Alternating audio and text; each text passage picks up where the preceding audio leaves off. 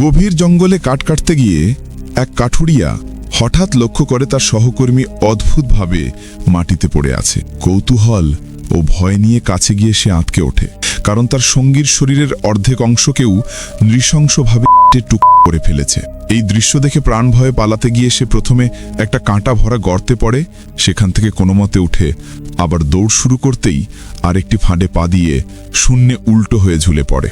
সেই অসহায় ঝুলে থাকা অবস্থায় সে আবছাভাবে দেখতে পায় কঙ্কালের মতো দেখতে এক ভয়ঙ্কর মানুষ তার দিকে ধীর পায়ে এগিয়ে আসছে। গল্পটা শুরু হয় একদল বন্ধুর পরিকল্পনা দিয়ে। জ্যাক আর তার প্রেমিকা সঙ্গে আরও একজোড়া প্রেমিক প্রেমিকা মিলে ঠিক করে তারা যাবে এক আদিম আর ভয়ঙ্কর জঙ্গলে। পরদিন সকালে সবাই একসঙ্গে হলো। জ্যাক একটা গাইডকেও নিয়ে এসেছিল, যা দেখে সবার মন থেকে শেষ ভয়টুকুও দূর হয়ে গেল। কিন্তু তারা তখনও জানতো না তারা আসলে এক ফেরার পথে পা বাড়াচ্ছে। গাইডটা খুবই পেশাদার ছিল। সে সবাইকে লাইফ জ্যাকেট পরতে বলল এবং অনেক সময় নিয়ে কায়াক চালানো শেখালো। এমনকি মোবাইল ফোন আর দামি জিনিসপত্র একটা ওয়াটারপ্রুফ ব্যাগে রাখতে বলল, যাতে সেগুলো ভিজে না যায়। শুধু জনসন নামের দাড়িওয়ালা ছেলেটা তার মোবাইল দিতে রাজি হলো না, কারণ সে ছবি তুলে স্মৃতি ধরে রাখতে চেয়েছিল। সবকিছু তৈরি হওয়ার পর তারা কায়াক নিয়ে জঙ্গলের গভীরে প্রবেশ করতে শুরু করলো। গাইড তাদেরই জঙ্গল নিয়ে নানা ধরনের গল্প বলতে শুরু করলো। সে জানালো অনেক বছর আগে তার দাদাই জঙ্গলে হারিয়ে গিয়েছিল। অনেকে মনে করে সে নরখাদকদের খপ্পরে পড়েছিল, কারণ গ্রামের মানুষ জঙ্গলের গভীরে তার দাদার কিছু জিনিসপত্র আর মানুষের হাড় গোড় দেখেছে। এটা শুনে সবার মুখ ফ্যাকাশে হয়ে গেল। গাইড তাড়াতাড়ি পরিস্থিতি সামাল দিল। সে বলল নরখাদকেরা জঙ্গলের অনেক গভীরে থাকে। গত 100 বছরে কোনো গ্রামের মানুষ তাদের দেখেনি। তবে সে এটাও বলল যে মানুষ যেভাবে গাছ কেটে ফেলছে তাতে নরখাদকদের থাকার জায়গা কমে আসছে এবং তাদের শিকারও কমে যাচ্ছে। তাই হয়তো খুব তাড়াতাড়ি তারা ক্ষুধার্ত হয়ে উঠবে। ঠিক তখনই দুজন ব্লগার মোটরসাইকেলে করে এই জঙ্গলে ঢোকে। সামনে একটা প্রবেশ নিষেধ বোর্ড ছিল, কিন্তু বেশি ভিউ পাওয়ার লোভে তারা ভিতরে ঢুকে গেল। একটু যেতে না যেতেই একজন ব্লগারের গলায় কি যেন বিঁধে গেল। আরেকজন ব্লগার ব্যাপারটা বুঝতে পেরে দেখতে গেল, আর যা দেখলো তাতে তার মুখ সাদা হয়ে গেল। তার সঙ্গীর মাথাটা শরীর থেকে আলাদা হয়ে পড়ে আছে। সে ভয়ে চিৎকার করে উল্টো দিকে দৌড়াতে লাগলো। দৌড়াতে দৌড়াতে সে একটা অন্ধকার গুহা দেখতে পেল। সে ভাবল গুহায় লুকিয়ে পড়লে হয়তো রক্ষা পাবে, কিন্তু গুহার ভেতরটা ছিল অদ্ভুত। ভয়ে সে মোবাইল বের করে সাহায্য চাওয়ার ভিডিও রেকর্ড করতে লাগলো, কারণ এখানে কোনো নেটওয়ার্ক ছিল না।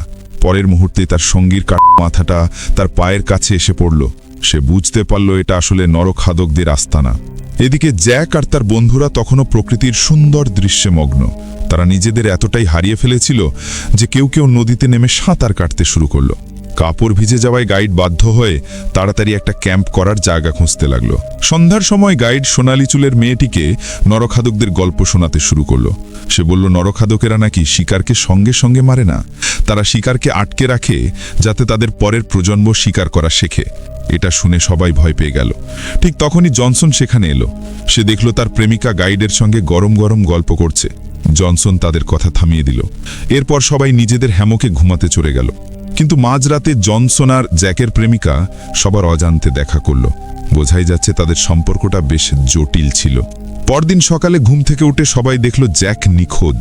এমনকি গাইডের কায়াকটাও নেই, যেখানে সবার দামি জিনিসপত্র ছিল। গাইড সন্দেহ করল যে জ্যাক সবকিছু নিয়ে পালিয়েছে, কিন্তু অন্যরা এটা মানতে রাজি হলো না। তারা ঠিক করল নদী ধরে জ্যাককে খুঁজতে যাবে। একটু পরেই তারা একটা নদীর দুভাগ হওয়ার জায়গা পেল। একদিকে নদীটা খুব খরস্রোতা আর অন্যটা শান্ত। তারা ভাবল জ্যাকের যেহেতু কায়াক চালানোর অভিজ্ঞতা নেই, তাই সে নিশ্চয়ই শান্ত দিকের নদী দিয়েই গেছে। কিন্তু গাইড আর এক পাও সামনে যেতে রাজি হলো না, কারণ সামনের দিকটা নরখাদকদের এলাকা। জনসন আর বাকিরা তাকে অনেক অনুরোধ করলো এবং তার ফি ডবল করে দেওয়ার কথা বলল। অনিচ্ছা সত্ত্বেও গাইড তাদের নিয়ে সামনে এগিয়ে গেল। কিছুক্ষণ পরেই তারা হারানো কায়াকটা খুঁজে পেল, কিন্তু জ্যাকের কোনো চিহ্ন নেই। সবার মনে একটা খারাপ লাগা শুরু হলো। জ্যাকের কি তবে কোনো বিপদ হয়েছে? গাইড এবার আর এক পাও সামনে যেতে রাজি হলো না। সে শুধু বলল সে এখানে 1 ঘন্টা অপেক্ষা করবে, এর বেশি নয়। সময় পেরিয়ে গেলে সে কায়াক নিয়ে চলে যাবে। জনসনরা আর কিছু না পেয়ে জ্যাককে খুঁজতে জঙ্গলের গভীরে একা একা যেতে লাগলো। তাদের আশা ছিল জ্যাক হয়তো বেশি দূরে যায়নি, কিন্তু একটু পরেই সবার মুখ গম্ভীর হয়ে গেল। তার একটা গাছের গুঁড়িতে তাজা রক্ত দেখতে পেল। তবে এটা জ্যাকের রক্ত কিনা তা তারা নিশ্চিত হতে পারল না। এদিকে নদীর ধারে একা বসে থাকা গাইড দেখল দূরে কিছু একটা নড়াচড়া করছে। সে বুঝতে পারল একটা ছায়ামূর্তি এক ঝলক দেখেই উধাও হয়ে গেল। সাহস করে সে জঙ্গলের দিকে এগিয়ে গেল। সে দেখল মাটিতে কিছু খড়কুটের তৈরি পুতুল রাখা আছে, যেগুলো মানুষের কাপড় পরা, আর পাশের গাছে ঝোলানো আছে অনেক গয়না। গাইড ভাবল একটা টুপি তার দাদার টুপির মতো দেখতে, কিন্তু এর পরের দৃশ্যটা তাকে আরও বেশি ভয় পাইয়ে দিল। গাইড 100 মিটার বেগে ছুটে কায়াকে ফিরে এলো। সে ভাবল সে বুঝি নরখাদকদের হাত থেকে বাঁচতে পেরেছে, কিন্তু পরের মুহূর্তেই অন্যদিকে কিছু না জানা বাকি 3 বন্ধু একটা গুহার কাছে এলো। তারা হঠাৎ করে একটা মোটরসাইকেলের হেলমেট দেখতে পেল, যেটা সম্ভবত আগের ব্লগারদের ফেলে যাওয়া। হঠাৎ করে একটা লোক ছুটে বেরিয়ে এলো, আর এটা তো নিখোঁজ জ্যাক।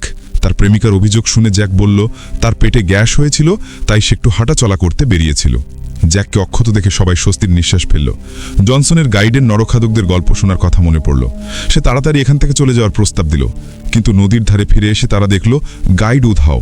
সবাই নিশ্চিত হলো যে সে পালিয়েছে, কিন্তু জনসন ঘটনাক্রমে গাইডের ছুরিটা খুঁজে পেল। তার মনে হলো গাইডের হয়তো কোনো বিপদ হয়েছে। এবার সবার হুঁশ ফিরল। তারা তাড়াতাড়ি এই আদিম জঙ্গল থেকে পালাতে চাইল, কিন্তু একটু পরেই তারা গাইডের কায়াকটা পেল, যেটা তখনও ভেজা রক্তে মাখা। আর জ্যাক নদীর পাড়ে একটা গরম লোহার কড়াই দেখতে পেল। সবাই কৌতূহলবশত এগিয়ে গেল, আর যা দেখল তাতে ভয়ে চিৎকার করে উঠল। কড়াইয়ের মধ্যে আসলে গাইডের মাথা সিদ্ধ হচ্ছিল। 4 জন ভয় পিছিয়ে গেল, শুধু এই বিপজ্জনক জায়গা থেকে পালাতে চাইল। জনসন জ্যাককে বকাঝকা করতে লাগলো। যদি জ্যাক এভাবে না পালাতো তাহলে হয়তো এমনটা হতো না, কিন্তু তারা বুঝতে পারল না যে একটা লোক চুপিসারে জলে নেমে তাদের দিকে এগিয়ে আসছে। 4 জন প্রাণপণে কায়াক চালাতে লাগলো। একটু পরেই তারা দেখল সামনে একটা গাছের গুড়ি দিয়ে পথ আটকে আছে। জনসন ভাবল কায়াকটা উঠিয়ে ওপারে নিয়ে যাবে, কিন্তু যেই না সে নিচু হলো, পরের মুহূর্তেই একজন লোক লাফিয়ে উঠল। দুর্বল জ্যাকের প্রতিরোধ ক্ষমতা ছিল না, তাকে মারতে শুরু করলো।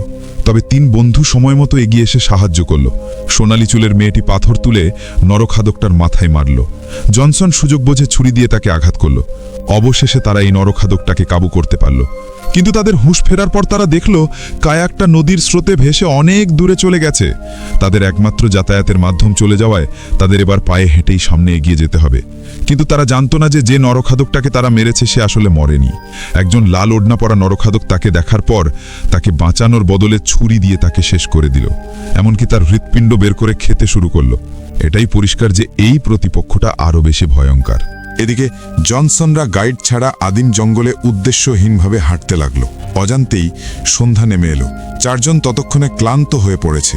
জনসন সরল মনে ভাবল নরখাদকরা আর তাদের পিছু নেবে না, কিন্তু লম্বা চুলের মেয়েটি চিন্তিত ছিল। সে গাইডের কথা ভোলেনি।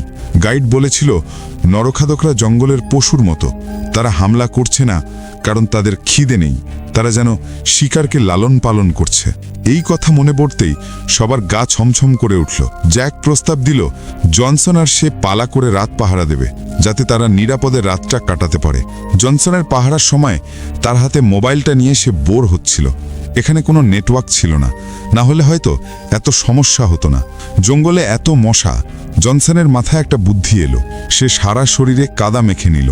প্রকৃতিতে অনেক প্রাণী এভাবেই নিজেদের রক্ষা করে, আর এই অজান্তেই সে লাল ওড়না পরা নরখাদকটার চোখ এড়িয়ে গেল।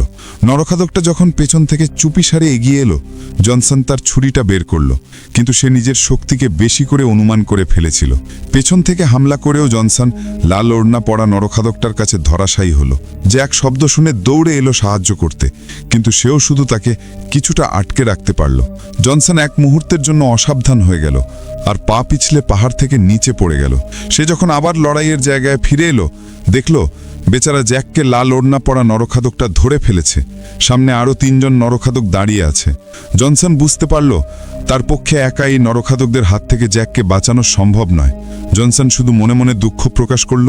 এরপর চুপিসারে ঝোপের আড়ালে সরে গেল। একটু পরেই জ্যাককে জোর করে নরখাদকদের আস্তানায় টেনে নিয়ে যাওয়া হলো। তার গোড়ালি কেটে দেওয়া হলো। গাইডের কথা মতোই তার ভাগ্য নরখাদকদের নতুন প্রজন্মকে শিকার শেখানোর উপকরণে পরিণত হলো।